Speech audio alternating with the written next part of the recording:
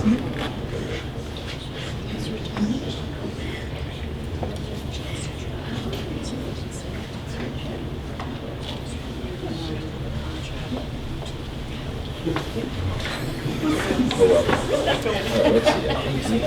everybody good on the right here? Everybody good on the left? Somewhere there's a gavel, so we can find it. Sorry.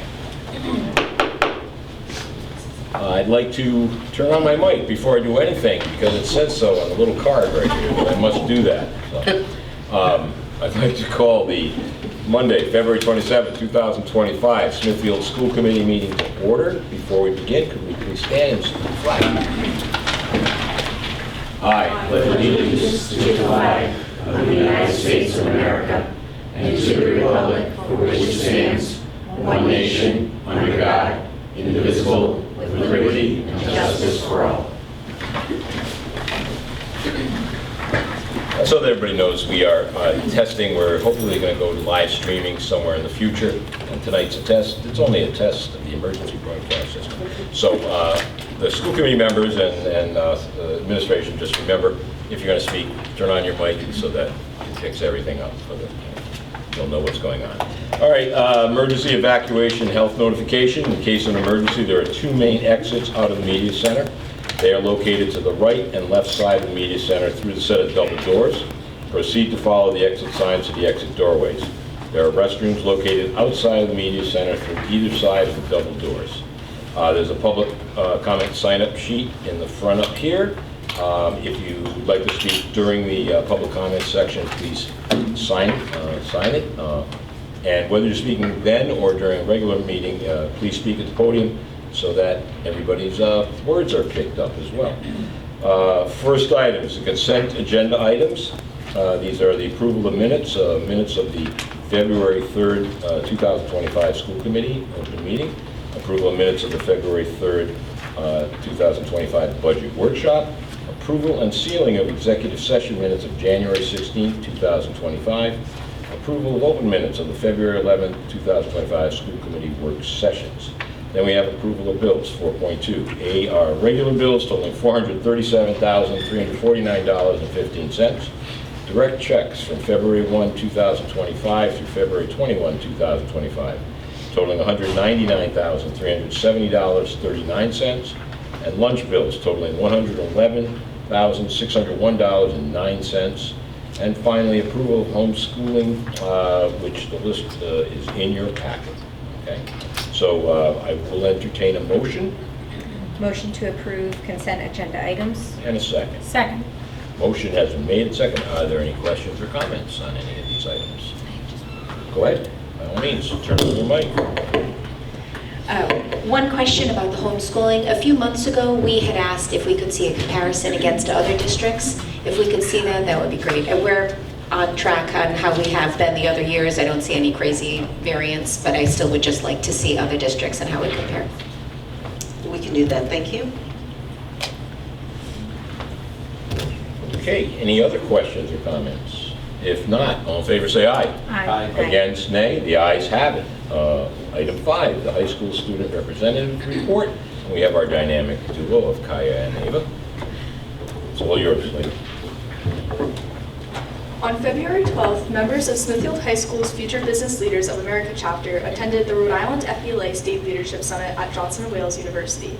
At this event, members were able to network with other FBLA students from around Rhode Island, listen to a panel discussion about organizational and business leadership, and participate in an entrepreneurship workshop. During the workshop, students had the opportunity to create and pitch a mock startup company alongside other conference attendees. And additionally, members of Smithfield High School's FBLA chapter visited Bryant University today to tour the campus, speak with current students, and meet with the university's admission representatives and academic faculty. And before February vacation, the class of 2025 was introduced to this year's Senior Oratorical Contest, and all interested students are currently working on selecting teachers to be their coaches, as well as writing the first draft of their speeches. Today, many Smithfield High School sophomores attended a play at the Providence Performing Arts Center. They were able to see & Juliet, a modernized reimagining of the classic tragedy of Romeo and Juliet. Through iconic pop songs such as I Want It That Way and Since You've Been Gone, Juliet gets a second chance at love in this new musical. The Smithfield High School Drama Department has been working hard to put together their own musical, Mamma Mia, featuring Juliet Correa as Sophie and Sammy Lee Harrington as Donna. There will be performances on March 14th, 15th, and 16th, and tickets are now for sale online. In preparation for the 2025 and 2026 school year, students at Smithfield High School have begun the process of course selections. Several new classes will be introduced next year, including Contemporary World History, Human Body Systems, and Astronomy. Thank you. Any questions? Well done. Thank you very much. Item number 6, recognition of high school students. Right, this is really exciting. We have several teams here under the tutelage of Mr. Mike DeSlorius. I jump into Mike's classroom and there's always things going on. There's drones flying, there's computer screens going, kids are in this active competition. And the last time I was there, guys were engaged in a competition, a national competition, in which it was also, I believe, international, because there were several other countries involved as well. And they did stop and they posed for a picture, but they got right back to it because you guys were doing awesome. So we're recognizing you, but I just want to say, before I call you up, Mike, I just want to say a few words about this exciting program, because this is one of our career and tech education programs that are involved in this program. Mike is the teacher of the IT cybersecurity program. He also has the computer science CT, so he's running 2 different tracks with students. In addition, the Girls Who Code Club, very competitive, so members from all 3 of these groups are here. For the Cyber Patriot, this is a National Youth Cyber Education Program, part of our STEM program of the Air and Space Forces Association. I want to make sure I get this right, because this is really important stuff. Kids in college are not doing a lot of what you're doing in your program. This was created to inspire our K-12 students towards a career in cybersecurity or other sciences, technology, education, and mathematics. These are critical disciplines to our nation's future. At the center of Cyber Patriot is the National Youth Cyber Defense Competition, which puts teams of high school students in the position of a newly hired IT professional tasked with managing the network of a small company. Through a series of online competition rounds, I got to witness this firsthand, teams are given a set of virtual operating systems and are tasked with finding and fixing cybersecurity vulnerabilities while maintaining critical services. To put this into other terms, there's a little bit of an analogy. Imagine Cyber Patriots as a competition where students learn to secure a house against burglars. Instead of locks and alarms, they use software and configurations to protect computers and networks from hackers. This is our future. We do want to recognize, Mike, the students. I know that we're going to recognize them in a couple of ways tonight. The school committee and I will be recognizing the achievement of your entire program, which includes all of the students that you teach in these programs, as well as yourself. And I also understand there's a couple of state awards that the team is also going to be receiving tonight. I don't want to blow any surprises, so just give me a signal if I am. But tonight, Mike is going to help with the awards for second place gold tier, first place silver tier. 2 of the teams competed in the state round at the gold tier level. Okay? And we also have a group of cyber crusaders that are here. Mike, do you want to come up and say a few words about the kids? Give you your awards. Good evening, school committee. So we did have 4 teams compete. Typically I have 4 teams. This is the first year we actually had 3 of them make it to the gold level. So we have one team named Secure Women Feminism. So, there you are. The second team that was at the gold level was Cyber Crusaders. There you go. And then we had the one team in the gold level that made it to second place, and that was Cyber God 0011. Congratulations. And then we had one team compete at the silver level, won first place for the state, and then they also went on and did pretty well in the semifinals, and that was Buy and Save. So congratulations, all of you. Great job.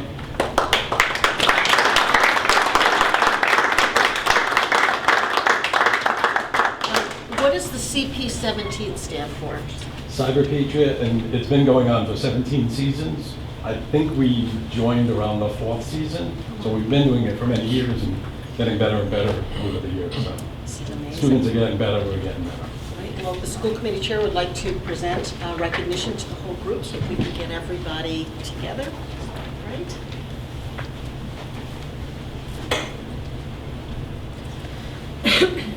First thing I want to know, has the state called you up to help fix their hacking situation yet? If not, you guys make the call, don't wait for them, all right? Thank you. Congratulations, recognition, outstanding achievement presented to Smithfield High School Cyber Patriots 2025. Thank you very much. Who gets the hold? Mr. Glory for now. Thank you. There you go. Appreciate it. Congratulations. Thank you, everybody. Congratulations. Really make us very proud. Mr. DeSlores, thank you so much for your work. You do all these CTE programs, you're a great teacher, and you're head of the math department, among many other things. Thank you. Thank you. Thank you. Thank you.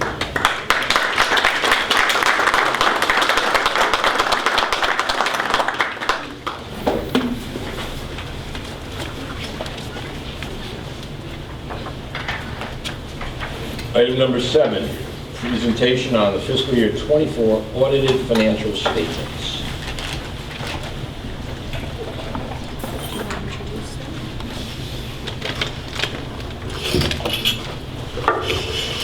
Good evening, everyone. My name is David Hanson from Clifton Larson Allen, CLA. I'm the manager on the audit engagement, and we just kind of wanted to run through the audit results and if you had any questions on our work and our reporting results. So I believe everybody has the presentation in front of them. The first page is just a disclaimer page. So for the agenda that we wanted to go through was going over the scope of our engagement, our reporting results based on the scope and our audit work, some financial highlights, required communications that we're required to give to you guys, and just our contact information if you have any questions that come up afterwards. So on page 5 for our scope, the audit was of the financial statements for the year ended June 30th, 2024. We also had a single audit of all the major federal programs. We used GAAP, which is US GAAP, which is generally accepted accounting procedures. That's what the financials are based on. Our applicable auditing standards are GAAS, generally accepted auditing standards. We perform our audit under this, and we express an opinion on whether the financial statements are presented in accordance with GAAP. GAGAS is generally accepted government auditing standards. We also provide a report based on that, on internal controls over financial reporting, and on compliance with laws, regulations, contracts, and grants. Other terms of the engagement are understanding and testing of the internal controls and procedures, and we also issue our required communications to governments. So our audit is, we take a risk-based approach on our audit, so we take in a multiple of factors, the internal controls, revenue recognition standards, liability completeness, other significant estimates like pension and OPEB valuations, and new accounting standards for the year,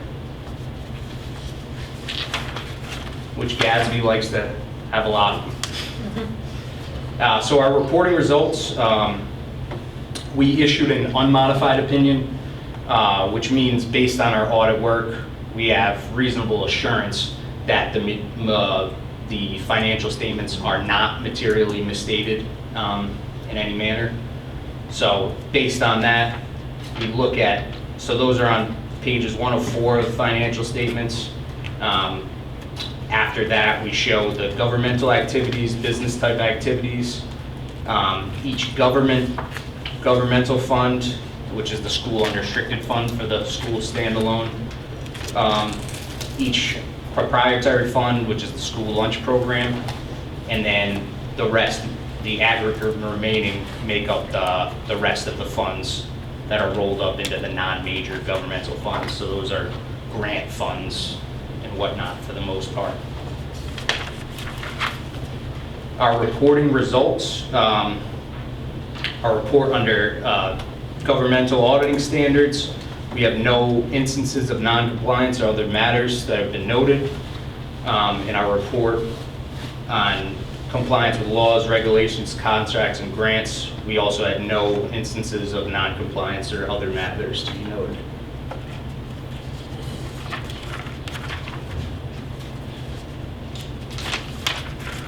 Now, just some financial highlights. This is on page 10.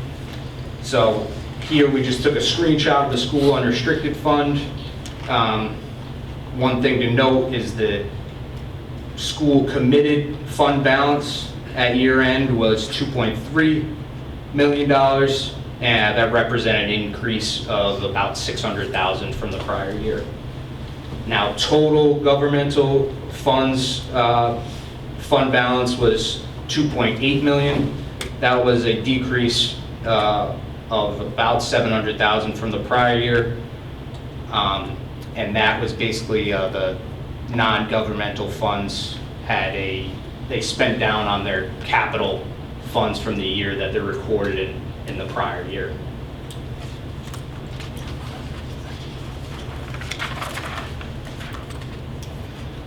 And now operating results. Expenditures exceeded total revenue by about $33 million for the year, and then the operating transfer from the town was $33.8 million, resulting in that net change of fund balance of about $600,000. And then we also show the total, which makes up those non-governmental funds. So that includes all the grant funds and capital funds. And as you see, that had the net fund balance of about $700,000 based on those operations for the year.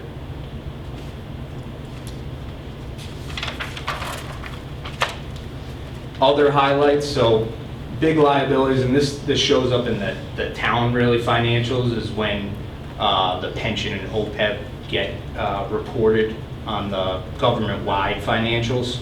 But things to note that the school participates in is the MERS plan, which is funded about 96%.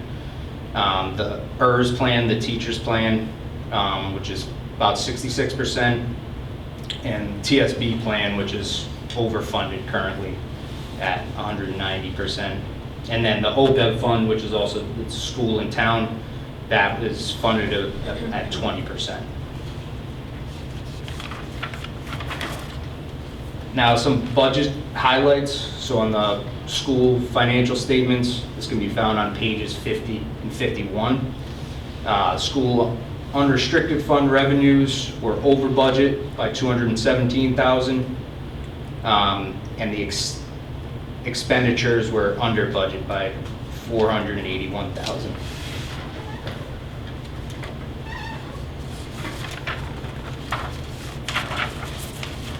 Okay, do you mind if I Yes. give you a little? I just want to just give you a little detail on the revenues. So the revenues, the additional revenues that were received by the school department were based on the additional state aid that was given by the governor, and then the additional expansion in the CTE programs after the budget was approved. There was a small increase of, and that was about $101,200 expansion in the CTE program. There was $6.8 $1,000 pre-K increase, and we had some additional rental, and that was because we did a slight increase in the program that the Y uses at our facility. That was about $2,500, and then just miscellaneous, which is mainly made up of the WB Mason rebates that we get back on purchases. That was about half of the $8,000 that we get in prior, they call it prior year refunds.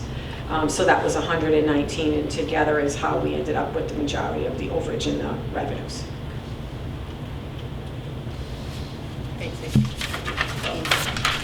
Now for required communications that we have on page 15 here. So internal control communications. So based on our audit work on the internal controls, we're required to let you know of any material weaknesses or control deficiencies that we found. Based on our testing, there was no instances of non-compliance or other matters to be noted. Other required communications, we need to let you know of any significant estimates. So that would be OPEB valuation. So that comes into effect on the town side in the government-wide financial statements, but those are an estimated value based on the town and schools actuary. So we rely on those valuations for reliance on those for the financial statements. Any other difficulties that we have with management, we're required to express those. We had no encounters of those, no disagreements, no other findings to report. Other matters is management representation letter, supplemental information, and management letter comments is something that we also give out at the end, and those are more recommendations, and those are found on our next page, is the management letter that we issued. So we advise the school that their financial system security, this is, kind of a hot topic on all of these, and based on our audit and our procedures, we identified that the school department doesn't have a formal security policy specific to the accounting system. So we just recommend that they enhance that, put that together for their policy going forward. Can you elaborate more on that? What is that? Yeah, What so- type of security? Are we talking actual software security or? Yeah, so I can elaborate. So what that is we have in our financial system an automatic change where we have to change our password, and it's a web-based financial software system. It sits on the server at the vendor, and it's protected, but we're forced to change our password every 90 days. It's an automatic. You're required to do so. However, what the auditors are saying is that it is no way documented in policy that procedure or policy is that takes place. And that's mainly because probably the software is probably only about maybe 6 or 7 years old. I think it was implemented probably in Lisa Canoia's last year here. So maybe that's why policies were not updated. But it's definitely, it's on a secure website, it's web-based, and then that's just something that we have that we would just have to put in policy, that we have a procedure in place, and that's what happens. The software company forces you to change your password. Does that software company also require two-factor authentication, or is it single? You're just entering the password? It has a limit. It's not multi-factored. We do that on our end in our own internal processes, but that software requires, it's a password that can't, it has limits, like it has so many characters, special characters, capital, lower. But there's no additional prompt through your phone, like with an authenticator? Correct, not just on the software, only if we're doing that in our computer itself. Okay, great. Thank you. You're welcome. And as it stands right now, if an employee didn't do that, they would not be violating policy because there's no policy. They wouldn't be violating policy, but they wouldn't be able to use the software, because if Right. you don't change your password, it'll lock you out. But we still need to have it so that it's formal to say. Right, they're just recommending, as he mentioned, it's a recommendation that we put something in policy about what our process, Okay. that we have a procedure. Thank you.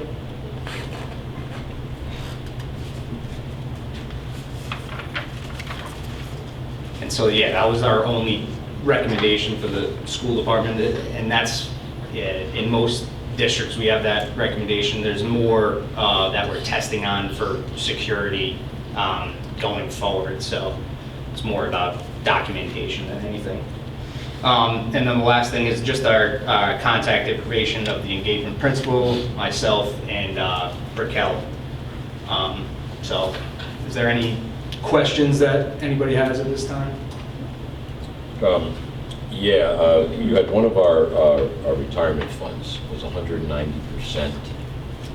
was overfunded by obviously 90%.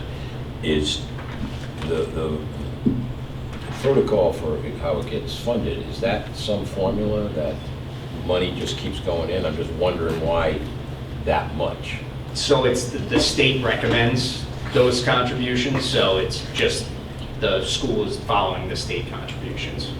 So if I may, this is actually the smallest piece, that's probably why it's the overfunded one. It's $115 a year out of everybody's salary that's in the certified pension. It's $115 flat, that's it. So that's probably why it's 190%, because it's not a lot of money every year, so it's just a flat fee, and it's the survivor benefit piece.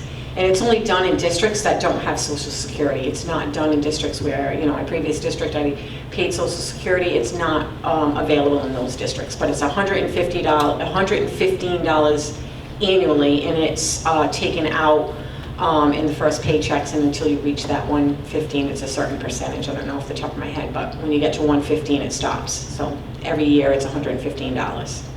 And that results in the overfunding, as opposed to a lower amount, which would make 100% fund. Okay. Correct. Just wondering. Okay, thank you. You're welcome. Other questions, school committee members at all?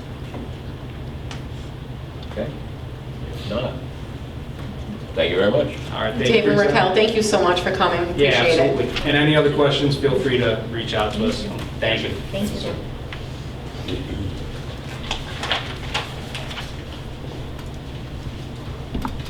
Item number 8, discuss, review, and approve fiscal year 26 final budget. I'd like to make a recommendation to the school committee to approve the budget request to the town appropriations in the amount of $35,387,134, or an increase for FY 25-26 of $1,109.65. This is a percent increase recommendation of 3.25%. So for the, are you all set, or? Yeah, well, one other Sure. addition to that. Last year from the town, we were able to acquire $400,000 in capital funds to go to renovations of our schools. In addition to the increase to our general fund, I would like to recommend to the school committee that we request that amount again from the town in the amount of $400,000 for capital funds. So our request should be one for the operating budget and one for capital funds, right? Correct. Okay. And for the school committee, when we vote on this, whatever we vote on tonight, the administration will send it to the town manager specifically. The town manager will review and make a recommended budget, which then gets into the hands of the financial review board. Okay. That process, they turn their gears until they come out with a recommendation, and their recommendation finally goes to the town council. So our first order of business here is the operating budget. If there's any,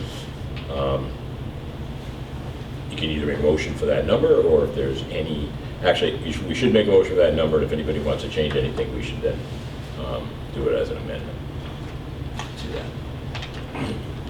And if you'd like, I can put it up on the screen so everyone can Oh, see the yes. number. Number Just number 2. That's right. Yeah, turn my mic on, you can't expect me to do everything.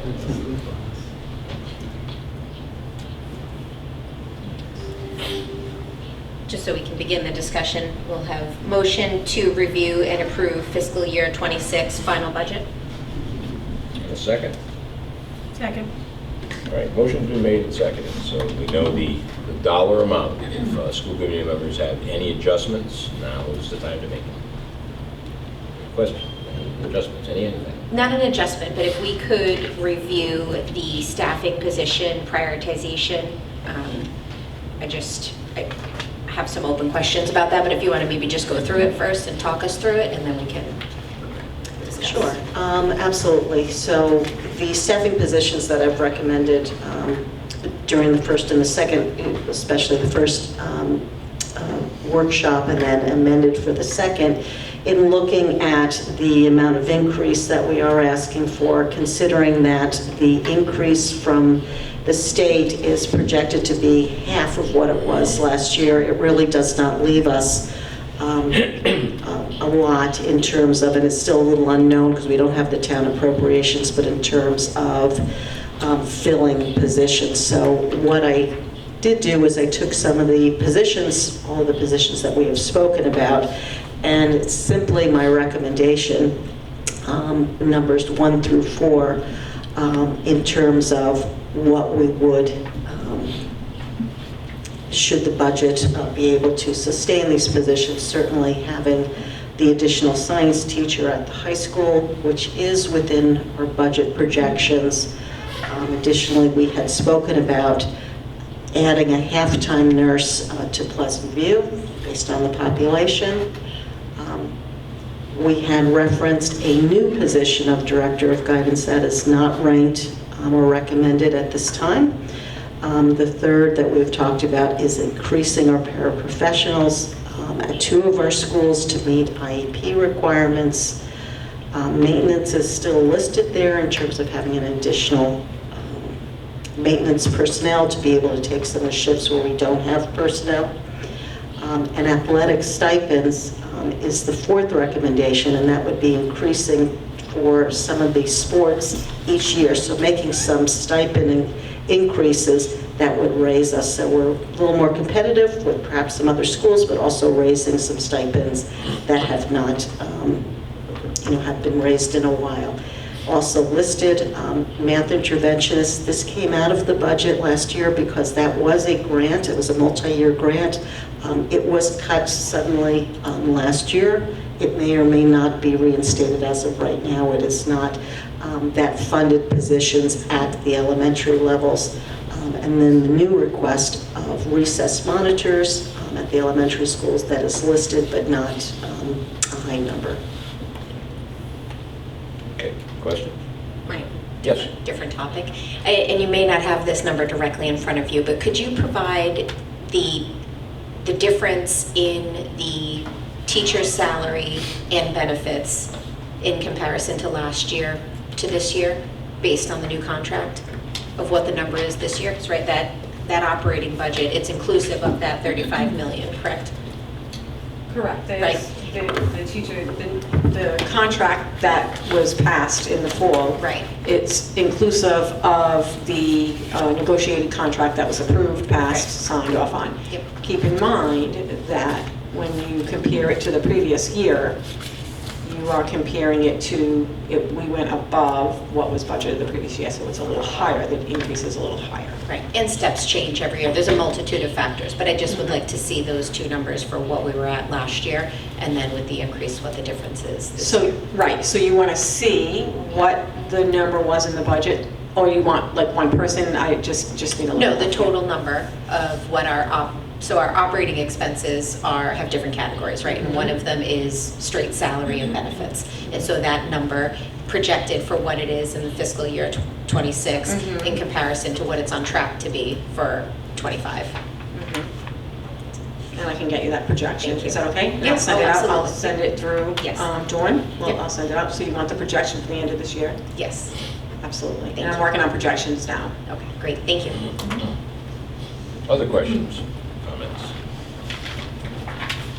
Okay, if not, the motion is for the full recommendation of the superintendent, the $35,387,134. Motion has been made. Take a vote. All in favor, say aye. Aye. Against, nay. The ayes have it. The second motion will be for the capital funds, which will be $400,000 even. So we'll need a motion for that. Motion to approve. Motion to approve the capital funds of $400,000. And a second. Second. Motion has been made and seconded. Questions on this? If not, all in favor say aye. Aye. Against, nay. The ayes have it. Before we move on, now, last year, the Finance Committee asked both administration and school committee to meet with them to discuss items on the budget, so they get a better understanding of the budget. Now, we can only meet in groups of 2 of school committee. You cannot have 3 because of open meetings law. So I would recommend we do that, and the best thing to do is, when you do meet with how many of them, they also have an open meetings law, so they can't have too many of them. But find out what information they want, so that if we get that, we can get that information to our people to provide that with them if they needed to make a decision. Obviously, that's in our best interest. Okay? So, having said that, I guess we are done on the budget for now. We're going to move forward and, oh, I had one other thing, and that is that when this all comes back to us after town council, I would love to say the superintendent's proposal comes through. If it doesn't come through and it's in fruition, or there's no more state aid, or who knows what, or cut in some type of aid, we will be addressing the budget at that point, because we are required to present a balanced budget. So that is a May, more likely June type scenario, just so everybody knows. All right? Okay. We'll move on to item 9, report on student activities fund.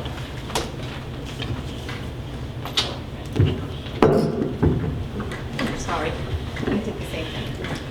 That's not up on a screen, right? Nope, nothing on the screen. Okay. Okay, in your packet, you have for those of you who were previously on the committee, it's a similar format, and I'll just walk you through the student activity accounts. The definition of student activity is the raising and expending of school activity money should have 2 purposes: to promote the general welfare, education, and morale of all students, and to finance the normal, legitimate extracurricular activities that are not supported by the local budget. So that's the definition and purposes of the student activity. So in our office, we have implemented a process. The schools are responsible for following all of the purchasing policies set by the school committee in accordance with town charter and Rhode Island general laws. Each month, the schools reconcile their respective bank account or accounts. Quarterly, those accounts and supporting details and documents are sent to the business office, where they are reviewed, at which time the expenses and the revenues are entered into the financial software. So under UCOA, they have incorporated that student activities need 1 expense, and revenue, there's no assigned detailed expenses as we do with all the other financial supplies and all the different object codes that you see in the budget. So they're assigned, and that was done about 5 or 6 years ago that they've done that. So we have 1 revenue, 1 expense.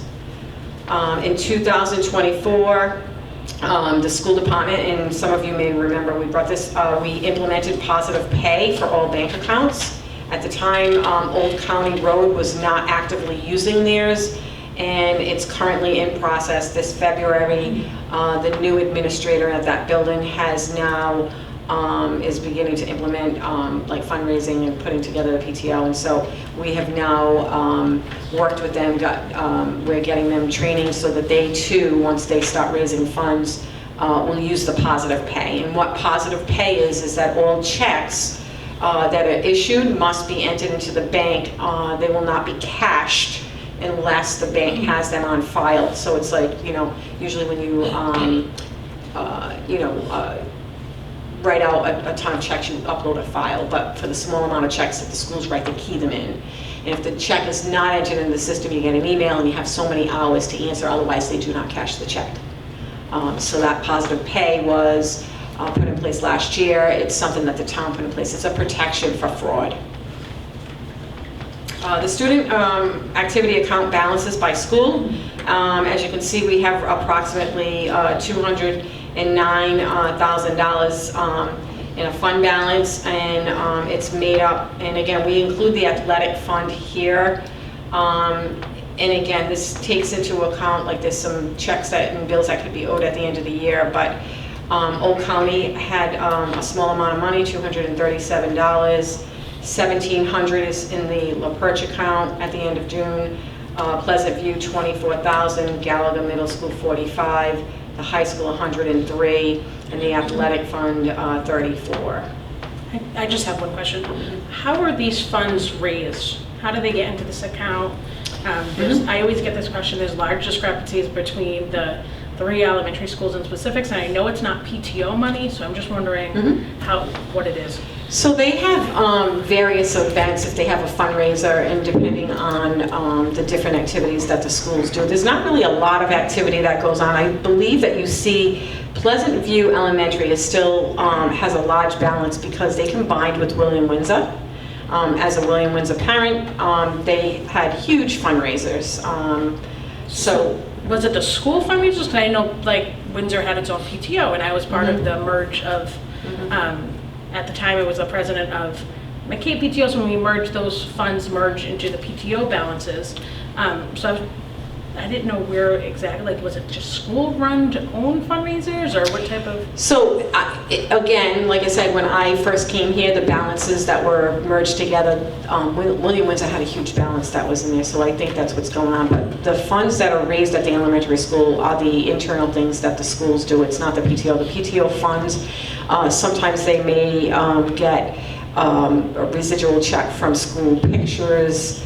Things like that can go in there. Is this also Feinstein money? No, Feinstein actually comes to our office and has its own fund code.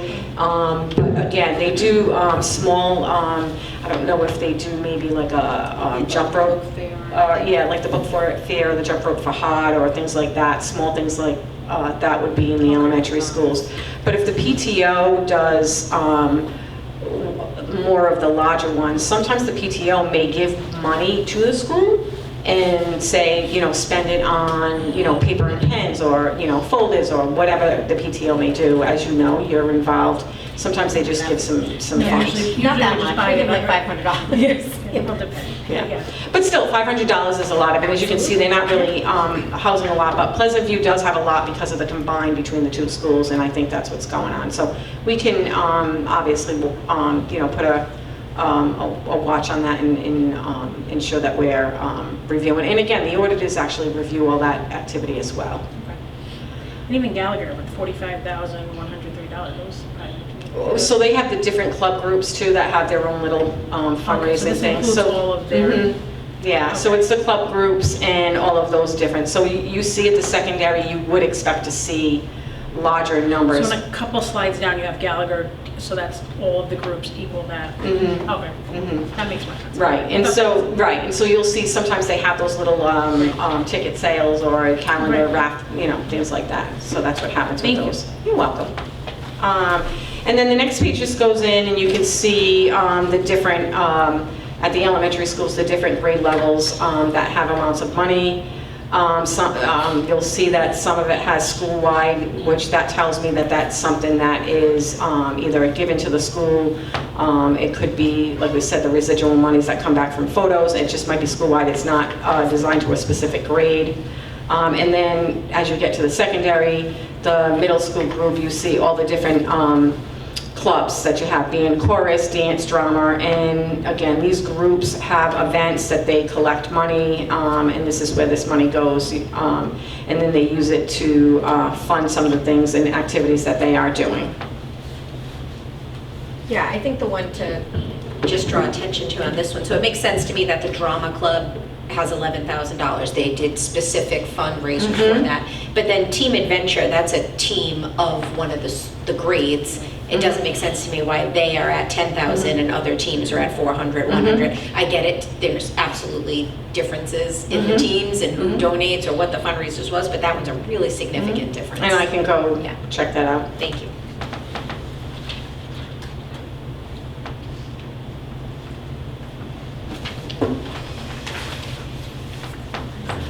And then you get to the high school, and obviously they have twice as many of the,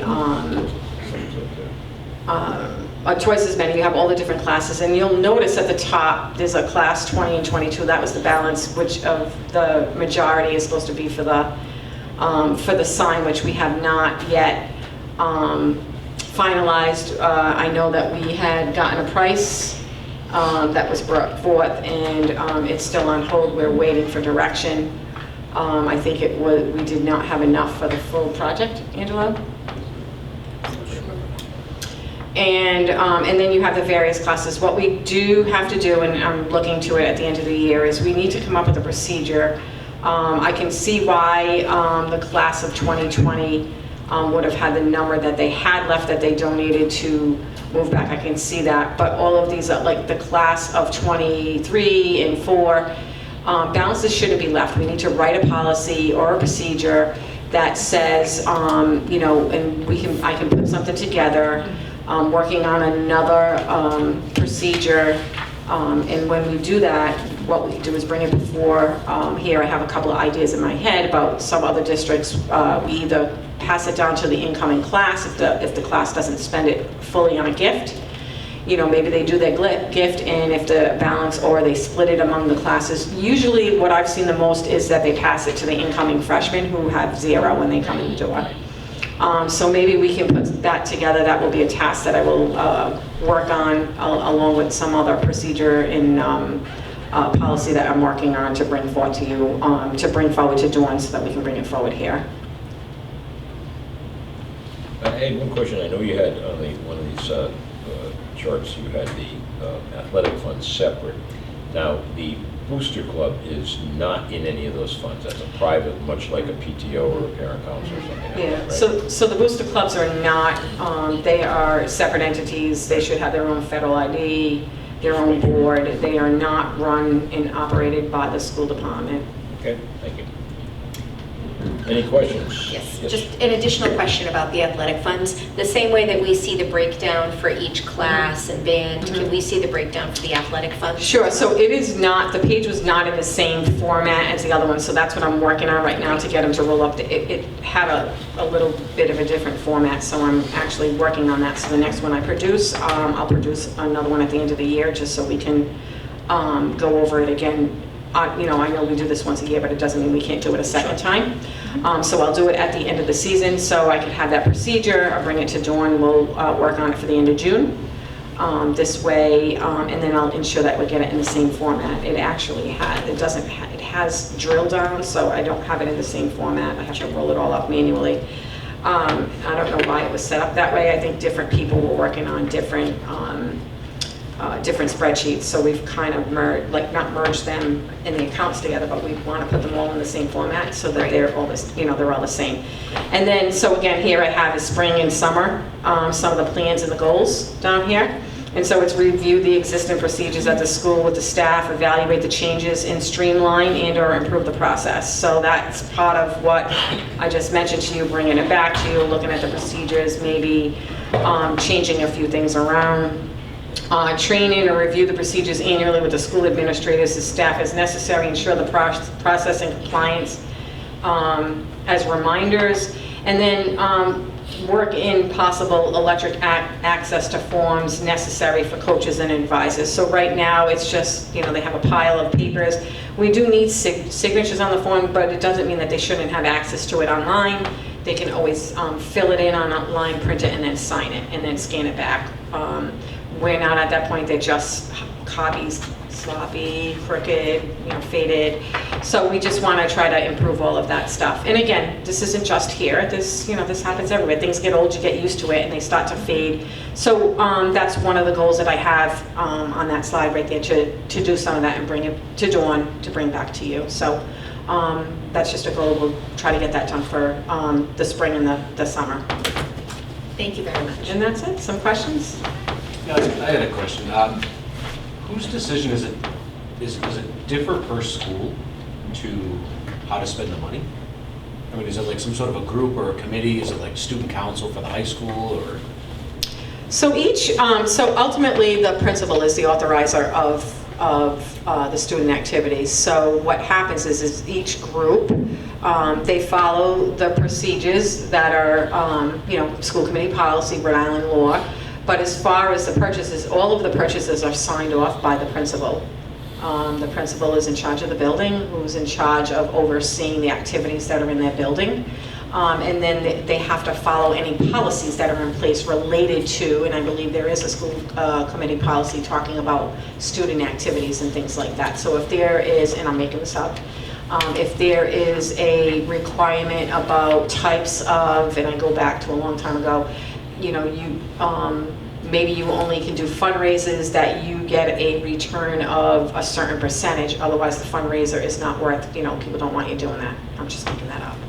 So they have to follow that policy, but it's the principal's oversight. And then we review in the financial office to ensure that they're following that. We also review and ensure that they're doing compliance with like W-9s, and we have to issue the 1099s that have to go out to vendors who are individuals or people who get paid over $600. So we have to ensure that we manually put those in our system. Does that make sense? Yeah, thank you. Any other questions? Yes. Sorry.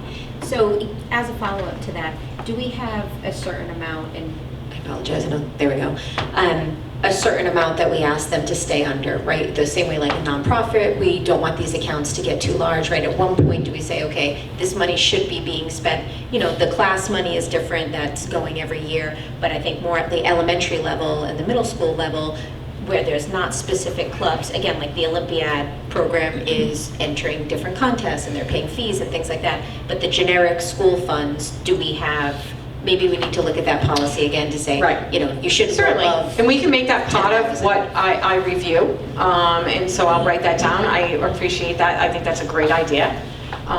Thank you. And we'll write that down and make that implemented into that, saying, if this is just general and where they're getting the funds, you should not have more than, $5,000, or you should stop fundraising or things like that. We can Just to certainly do encourage that. it to keep going back in at the same time of the students and parents that are. We don't want them building this huge bank account that. And I don't think is that's not their there. objective at all, but I it just don't either, but encourages it's them nice. to execute Absolutely. on the money that year. Mhm. So, thank you. I agree. Thank you. Any other questions? I know with nonprofits that if you let too much money build up, you can lose your tax exempt status.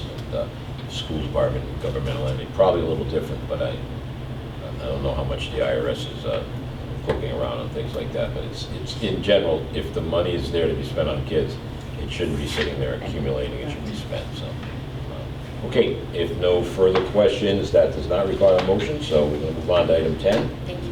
Discuss, review, and approve payment in the amount of $899.99 to RGB Architects for owner's project management services for the Boyle Athletic Complex. This requires a motion So moved. and a second. Second. Motion made and seconded. Questions? I do have one. Okay. They must be pretty close to ending up what their contract was or whatever when they... So this is the, for RGB, this is it, this is final. So if you read the memo that I put on top, they actually gave us a $112 credit because the invoice they handed in went over by $112 and I wouldn't process it for payment. So I sent it back and they gave us a credit for the 112, so there'll be no more invoices from RGB. Okay. Unless it's for a reimbursable of something that like printing or something on our behalf, but there'll be no more services. In order to do that, they would need to do a change order. I told them that they could not submit any more invoices. Yeah, okay, that's good. I mean, I know they did explain there's some work that needs to be done when the weather improves, which I'm figuring March 15th or later, most likely. But, but from them, we know we're done. Yeah, so this is the credit is for the balance to the contract, so it now matches the contract excluding the reimbursables. Okay, any further questions? Yes. My only other question would be, we are still yet to receive what we've asked for. I know it's not directly related, but as far as Boyle Complex, we are still yet to receive the list of items that we requested probably about 4 or 5 times of the actual concession stand and the breakdown. Are they just refusing to send it to us? No, that document will be prepared. Okay. That's in the works of being done. They're working on it? Yes. They don't have In it. conjunction with the architect also, yes. I'm very concerned that it's taking this long, right? These are things, this is an established, it's a building that's in place, the work has already been done, and it's been weeks, and they haven't provided us with the document that shows us how our money was spent. We'll close that out. Thank you. Other questions? If not, motion is up there. All in favor, say aye. Aye. Against, nay. The ayes have it. 11, discuss, review, and approve final payment in the amount of $50,000 to Honeywell International for energy improvements at the high school and middle school. This does require a motion. Motion to approve final payment in the amount of $50,000 to Honeywell. Not giving 500. Okay, this too is the final payment. One second, I need Oh, a I'm second. sorry. Second, okay, Jump in the motion gun. made in second, now go ahead. Yep. Jumping the gun, I'm so sorry. So at the Boyle meeting held on February 13th, application number 12, the final Honeywell payment for $50,000. That was approved, and Angelo, the final project, and it's also included here, if this is approved to be paid, the acceptance certificate would need to be signed as well. And it's included in the packet. I've given it to the clerk. Right, now, I have one question on this. Angela probably could answer this. Because of the type of equipment that's involved here, is there a period of time, either for training or whatever, where we have, it's not really a warranty, but we have a period of time to report any problems with them, or is that already passed? We are currently in the sunset of that right now, because this has been a 2-year project as we work this out. But we still have a warranty that will expire in June. Sure. There's different contractors that are involved, such as, say, for instance, Train, who is actually here today, working on one of their components. In their contract, it only covers their labor on their warranty, or they would have had a higher price on the RTUs. But with Honeywell, they've been very receptive.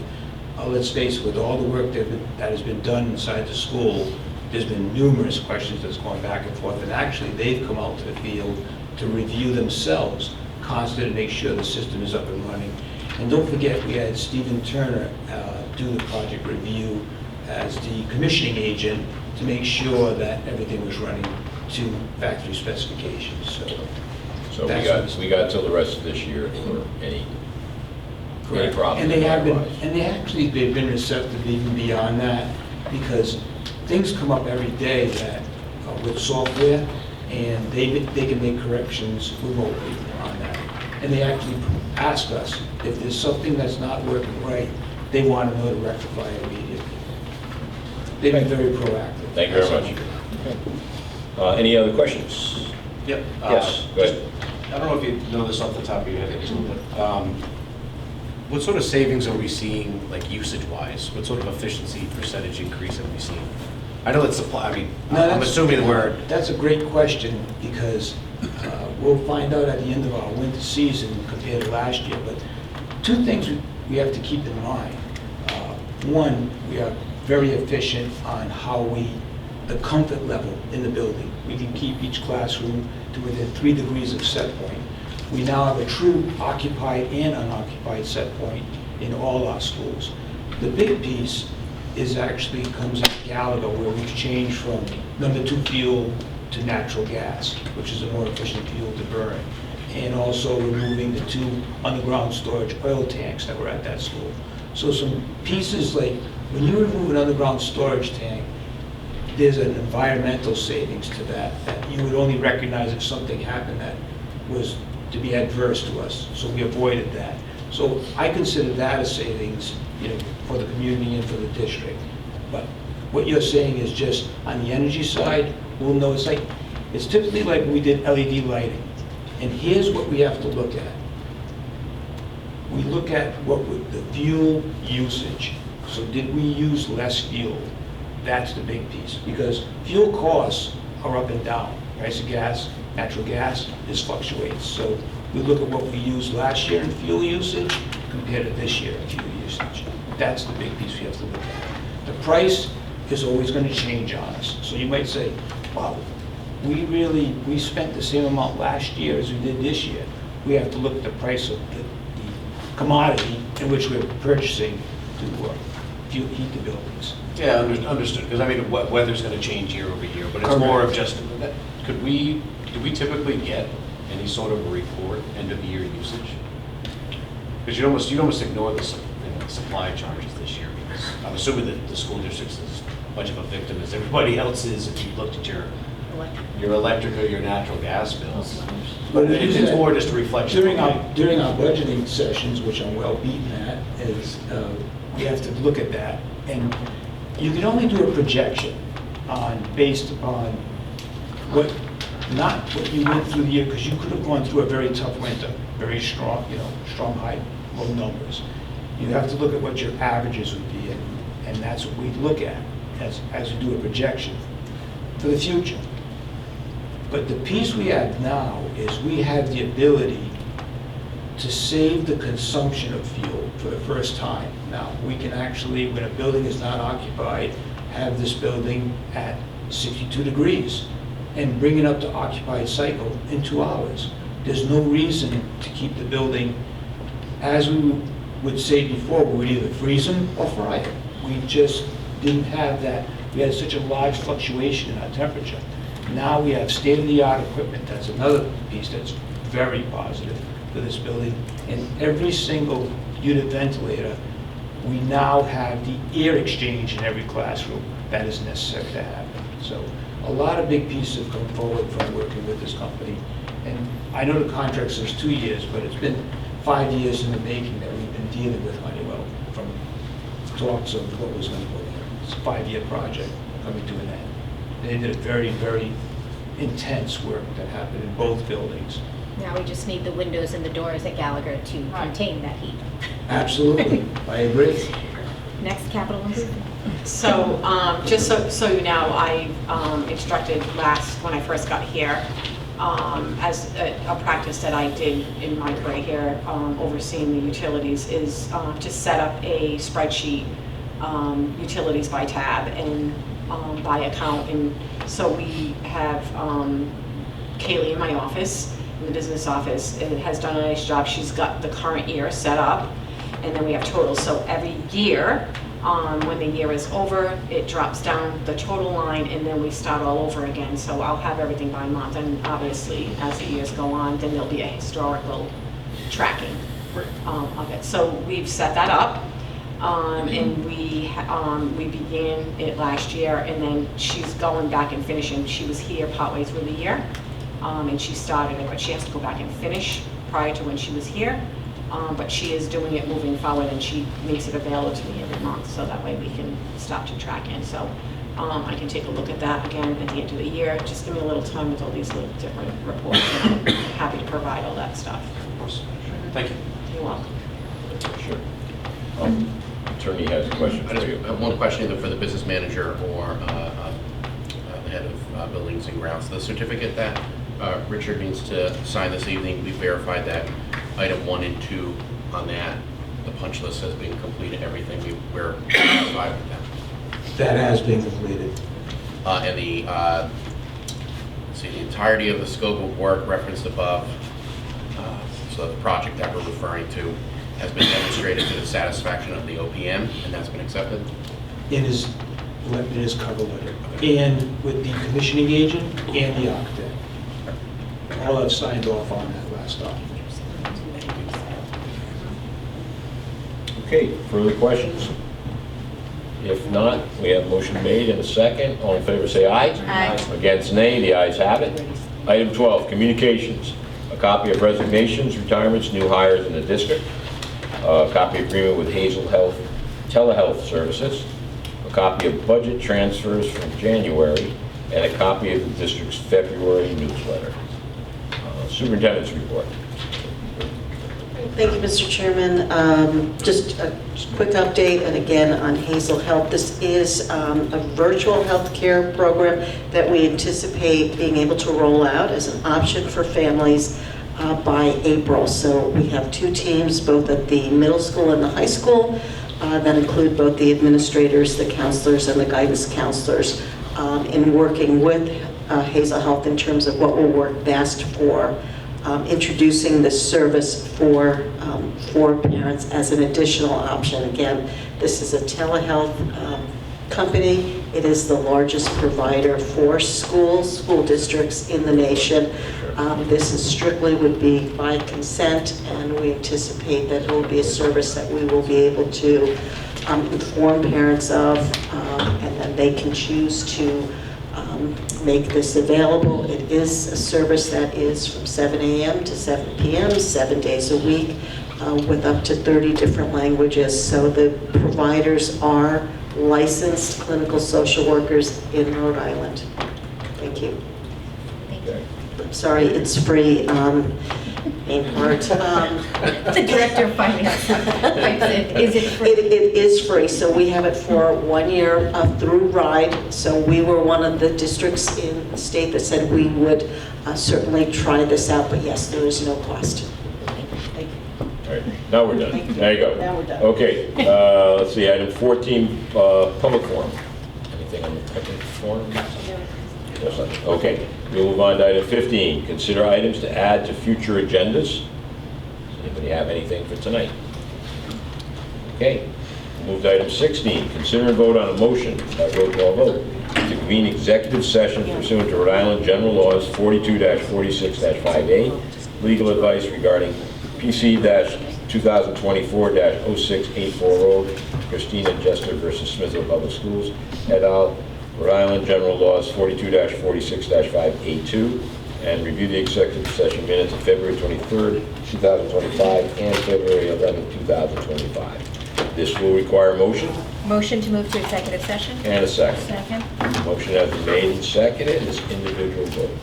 Ms. Lafferty? Aye. Ms. Sauer? Aye. Ms. Hogan? Mr. LeBlanc? Aye. And myself, aye. Very good.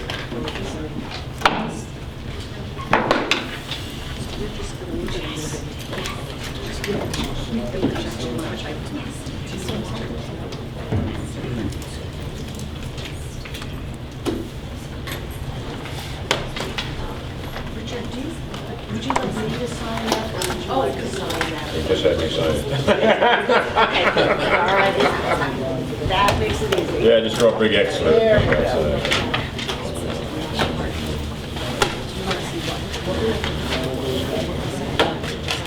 Are we going down? Should we move to the culinary?